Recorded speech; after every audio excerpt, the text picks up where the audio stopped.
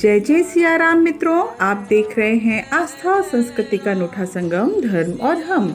किसी ने कहा है जीना आसान है या मरना। उत्तर अपना अपना हो सकता है, पर एक सच्चाई है, मुश्किल है हंसते हंसते जीना। और इस सफ़र के लिए अपनी सरल सही राह जो समझ लेता है वही असल में ज़िंदगी जीता है। वरना अक्सर लोग अपनी कट रही है कहते मिल जाते हैं।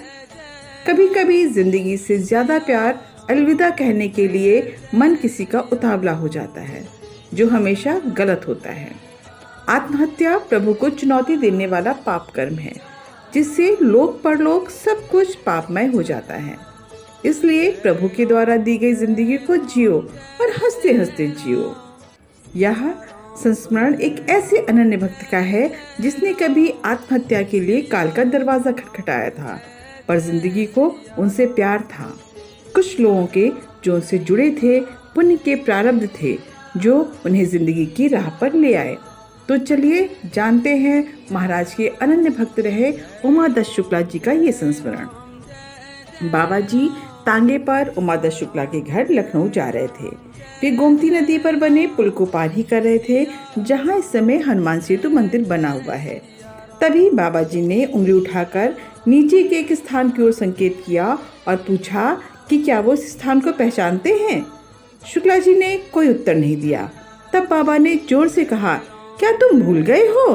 रात का समय था, चारों ओर अंधेरा था, कोई सवारी आ जा नहीं रही थी, तुम पुल की रेलिंग थामे नीचे की ओर देख रहे थे।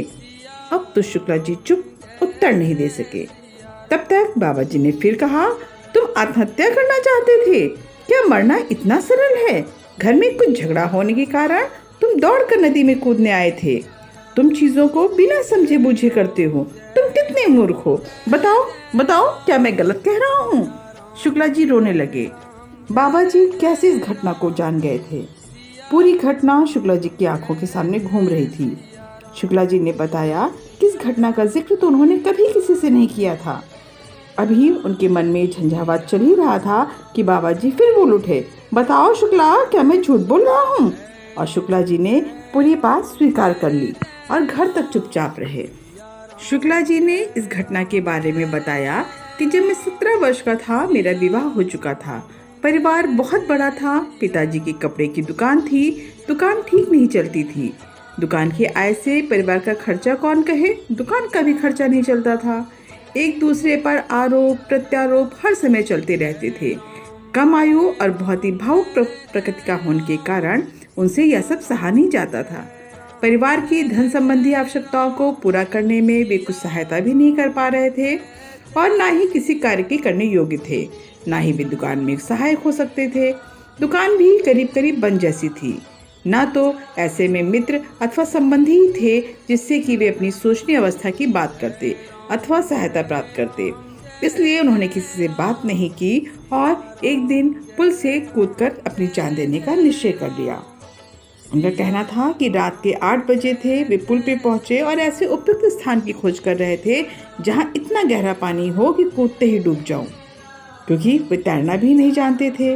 वे नीचे की ओर देख रहे थे और यही सब बातें सोच रहे थे। इतने में ही जोरों का प्रकाश हुआ। ऊपर नीचे हर ओर तेज प्रकाश, जैसे कि सूर्योदय हो रहा हो। शुक्ला जी कहते हैं उन्होंने अपना सर उठाया। अब वे कांप रहे थे। तभी उन्होंने पीछे से आवाज सुनी, रुक जा। तब शुक्ला जी को लगा कि शायद पुलिस का कोई सिपाही है जो पीछे से मुझे रोक रहा है।